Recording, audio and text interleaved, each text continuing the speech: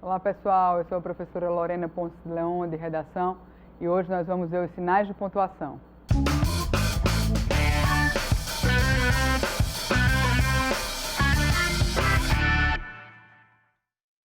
Vamos então seguir dialogando acerca desses elementos estruturais do seu texto dissertativo argumentativo, não é isso?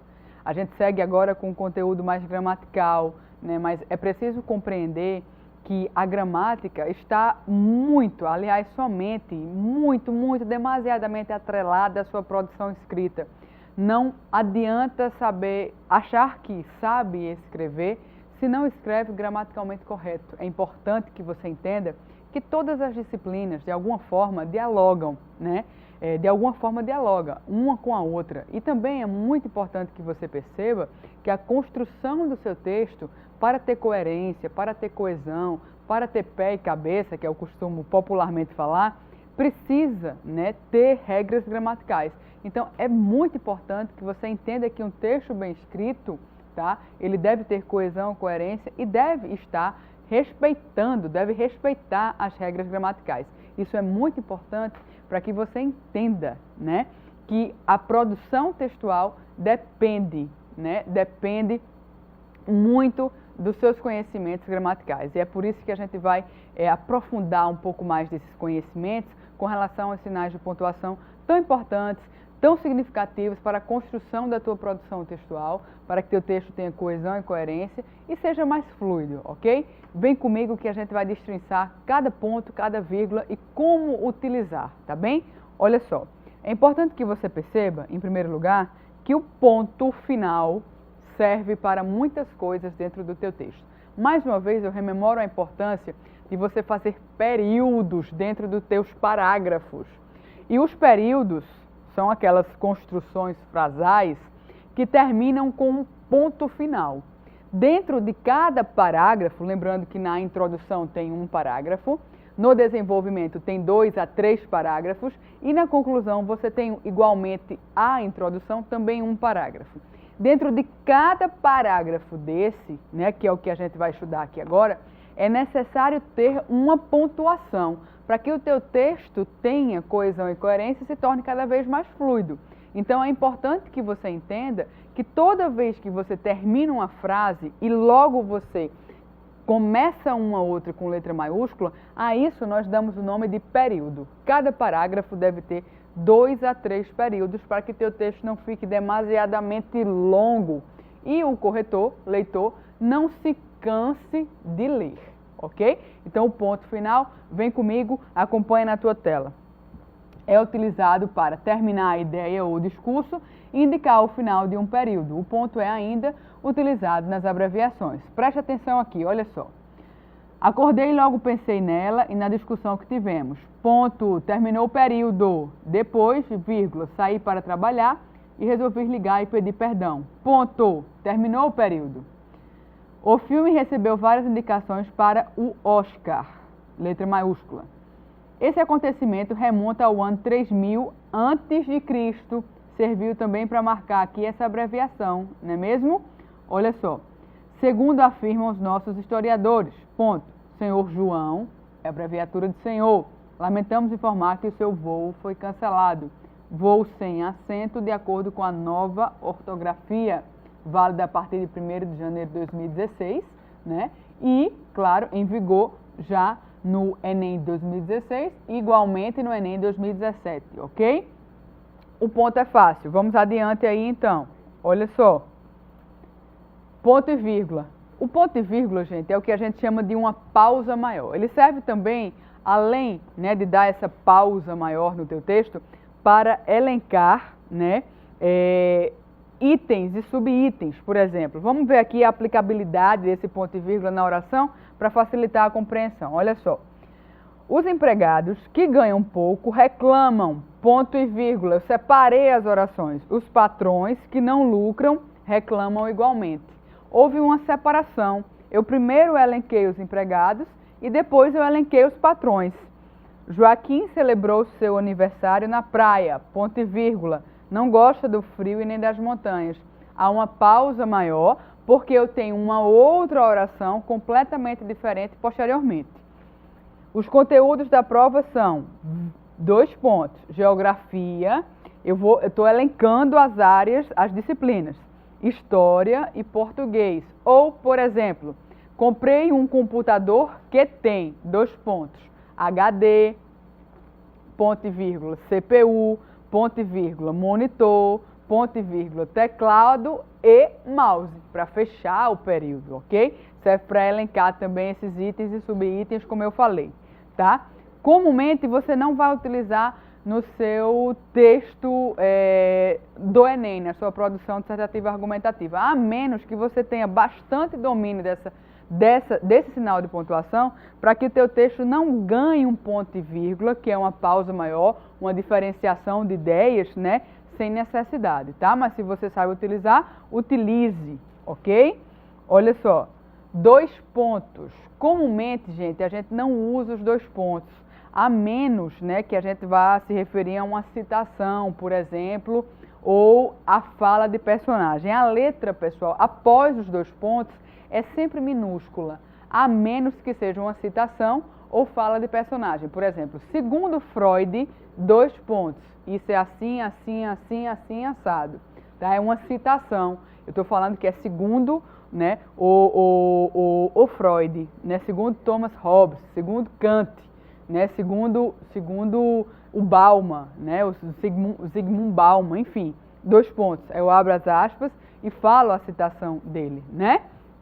É importante perceber que essas citações de filósofos, historiadores e autores são pertinentes no teu texto. Todavia, elas precisam estar linkadas, tá, com os parágrafos. Elas não podem ser simplesmente soltas dentro do texto.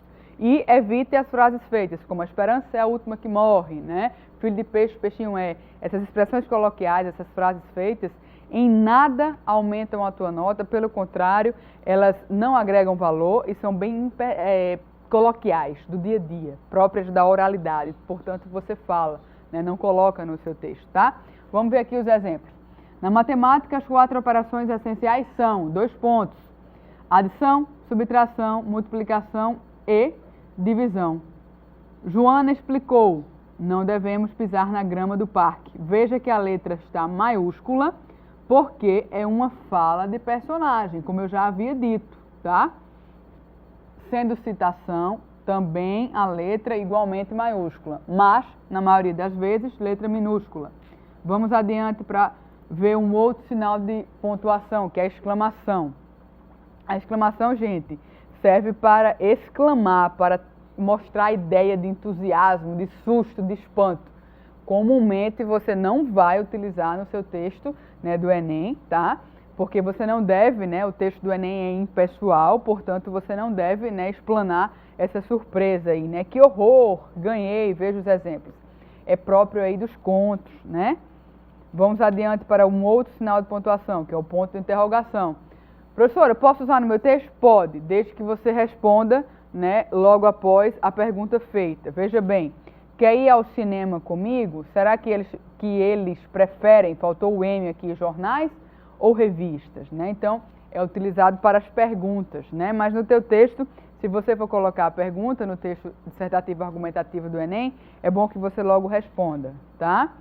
Vamos adiante aí para as reticências. Essas também pouco utilizadas, pessoal, no teu texto, porque elas denotam a ideia de continuidade, de suspense. Então, fica mais para os contos, para as crônicas, os contos fantásticos.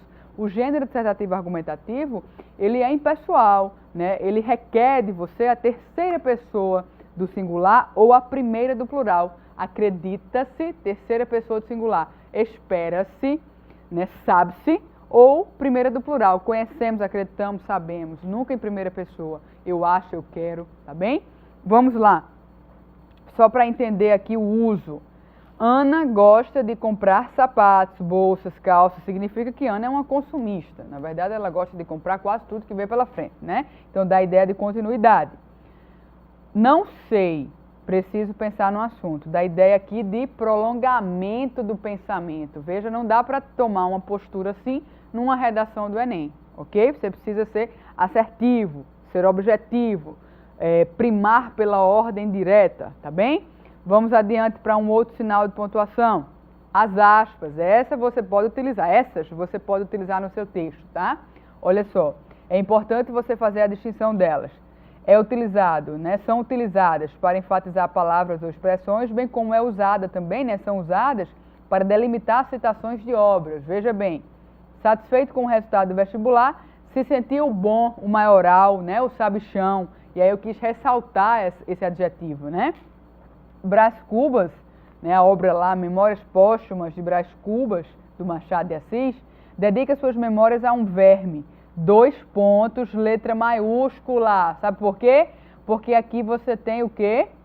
Uma citação ou fala de personagem, não é mesmo? Olha só, citação, pessoal. Ao verme que primeiro roeu as frias carnes do meu cadáver, dedico como saudosa lembrança estas memórias póstumas, tá? Ele fala o Brás Cubas, que é a personagem principal da obra Memórias Póstumas de Brás Cubas, do Machado de Assis, tá? Dedica suas memórias aí a um verme. E aqui tem 2 pontos, abre aspas, a citação, né? Ao verme que primeiro roeu, né? Certo? Tá entendido? Por isso aí as aspas e por isso também a letra maiúscula, tá? Vamos adiante aí. Você também usa, pessoal, as aspas, rapidamente vem aqui comigo, só para você entender isso, para a ironia. Quando você quer ironizar algo no teu texto, ou você utilizou alguma expressão coloquial, como por exemplo, eu vou deixar de lado os meus problemas. Deixar de lado é coloquial, usa as aspas. O correto seria negligenciar, tá? Eu vou me dar bem na prova. Me dar bem, entre aspas, eu vou ter êxito. É assim que pede a norma culta, tá bem? Olha só, vamos então ao uso dos parênteses. Esses, eles servem, tá, para isolar explicações ou acrescentar informação acessória. Mas comumente, pessoal, também para as siglas, tá? Na verdade, eu gosto muito de dizer que eles servem basicamente para as siglas, tá? Porque eu prefiro quando você vai isolar uma oração que você use verdadeiramente e unicamente as vírgulas ou outra versão, né? E deixe os parênteses para as siglas. Por exemplo, veja bem, você tem aqui, olha só, UNO, o FPB, né? Vamos imaginar aqui uma outra sigla, OMS, Organização Mundial da Saúde, Universidade Federal da Paraíba, Organização das Nações Unidas.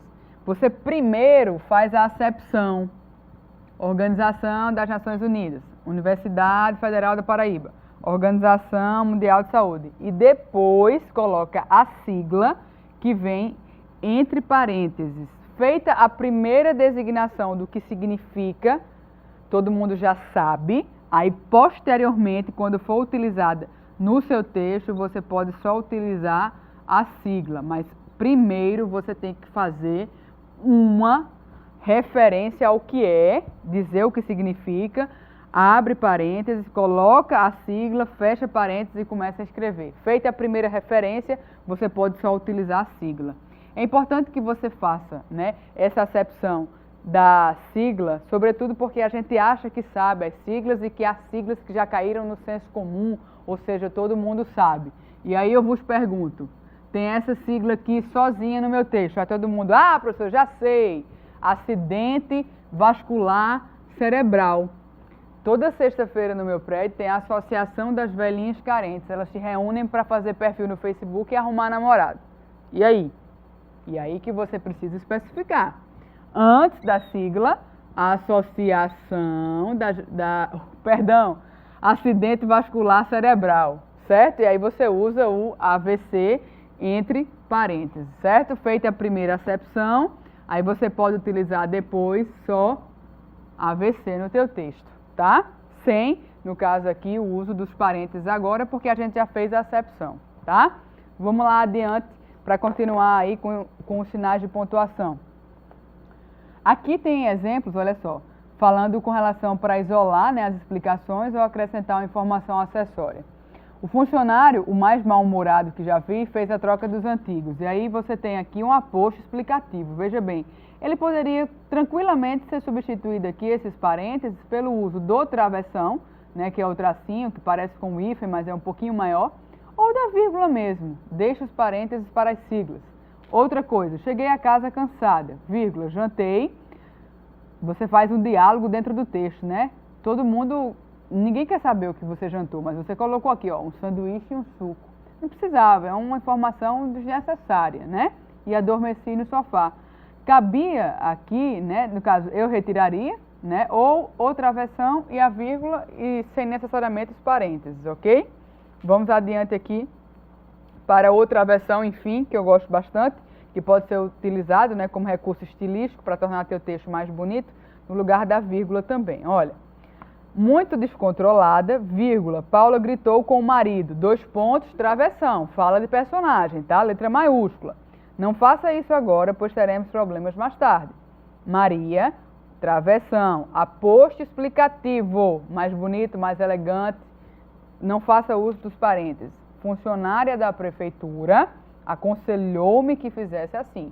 Então você tem aqui de forma mais coesa, mais bonita, mais elegante. Professora, poderia ter utilizado aí no lugar do travessão a vírgula? Tranquilamente, sem o menor problema, tá? E os parênteses? Também poderia, mas não gosto muito, pessoalmente, é opinião pessoal, tá? Deixa os parênteses para as siglas, tá? Porque não dá, você não é Machado de Assis, vai ficar comentando dentro do teu próprio texto. Comi, aí no jantar, abre parênteses, feijão, arroz, batata, ninguém quer saber o que você comeu, entendeu?